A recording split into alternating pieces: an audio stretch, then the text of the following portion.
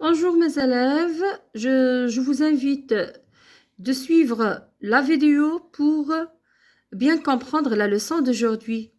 Donc la leçon d'orthographe, on va travailler l'orthographe sur le titre les lettres muettes.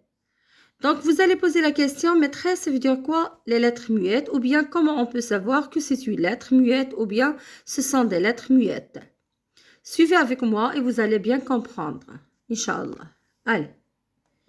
Maintenant, l'objectif de cette leçon, c'est orthographier correctement les mots contenant une lettre muette. D'accord?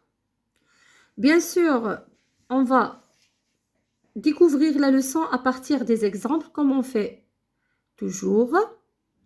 Donc, lis les phrases à haute voix. Je vais vous donner 4 phrases. Il faut les lire à haute voix. La tablette est munie d'une batterie. Il y a 2 types de téléphones. Le premier ordinateur était très lourd. Les robots portent de beaux habits. D'accord? Maintenant, je vais poser une question. Est-ce que je prononce les lettres en rouge? Est-ce que je prononce les lettres en rouge? Regardez bien la phrase, ou bien les phrases. La première phrase, la tablette est munie d'une batterie. Regardez les lettres qui sont en rouge. St, donc E, batterie E. 2 types. On va pas, j'ai pas lu. Il y a 2 types. Donc, il y a 2 types. Donc, les lettres qui sont en rouge ne se prononcent pas. D'accord? Donc, on appelle des lettres muettes. Non, je ne prononce pas les lettres en rouge. Donc, ça, c'est la réponse de la première question que j'ai posée. Regardez bien, s'il vous plaît. Prenons d'autres exemples. Cite d'autres mots avec les lettres qui ne se prononcent pas. Je vais vous donner des exemples, bien sûr, accompagnés des images. Suivez avec moi, s'il vous plaît. Regardez la première image.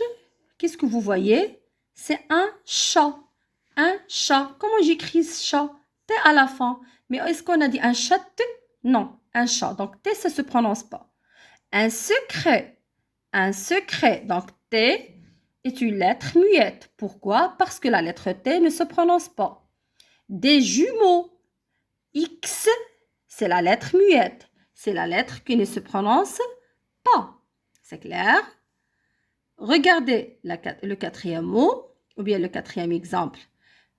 Peux-tu supprimer le S de trait et celui de type? Donc, on a 2 mots ici, trait et type. Est-ce qu'on peut supprimer S de trait ou bien S de type? D'accord? Regardez bien l'image, s'il vous plaît. On a déjà dit que trait est un mot invariable, un mot qu'on ne peut pas le mettre ni au féminin, ni au masculin, ni singulier, ni pluriel. Donc, c'est un mot qui reste comme il est, soit au singulier, soit au pluriel. On appelle un adverbe, d'accord? Donc, est-ce que je peux supprimer le S? Non, je ne peux pas supprimer le S de trait, parce que trait, c'est un mot invariable. Donc, on dit que S est une lettre muette. Peux-tu supprimer le S de trait et celui de type? Donc maintenant, on va voir type. D'accord? Regardez le mot type. Type est un nom. Elle est variable. Pourquoi? Parce que type au singulier, mais si j'ajoute S, les types, c'est au pluriel. Donc type singulier sans S, type au pluriel avec S. Donc oui, je peux supprimer le S du type, parce que type, c'est un mot variable. Ce n'est pas un mot invariable comme le mot trait. Observez le mot habit. Où se trouvent ces lettres muettes? Regardez habit, il y a 2 lettres muettes. Il y a le H, il y a le T. H, c'est au début du mot et T, c'est à la fin du mot. Donc, dans le mot habit, on a 2 lettres muettes. On n'a pas lu le mot habit. Non, c'est habit.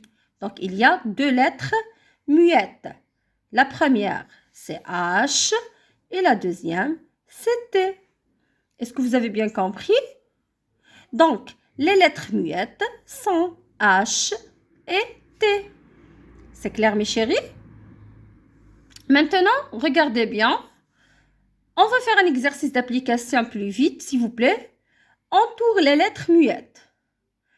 La pie est sur le toit de la maison. Cherchez les lettres muettes dans cette phrase.